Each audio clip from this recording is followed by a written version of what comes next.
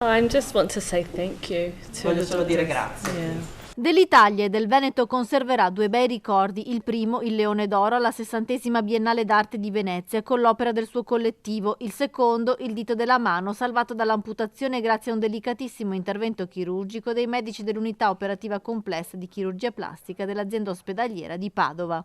Lei è Irina Araper Baker, artista neozelandese del collettivo Matao. Domenica 14 aprile, mentre stava installando la sua opera a Venezia con altre 3 connazionali, si è procurata lo sguantamento del quarto dito della mano. The nurses and doctors really took care with me and I felt really safe.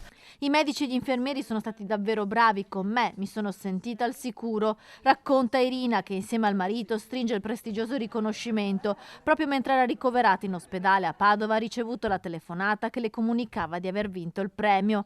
I medici hanno fatto il possibile per consentirle di essere presente al momento della premiazione a Venezia. L'idea del dottor Brambullo, che era reperibile, di utilizzare degli innesti di vene è stata vincente, però il problema nelle prime ore è che arriva troppo sangue e ne va troppo poco, perché le arterie tengono il loro diametro, le vene si collassano.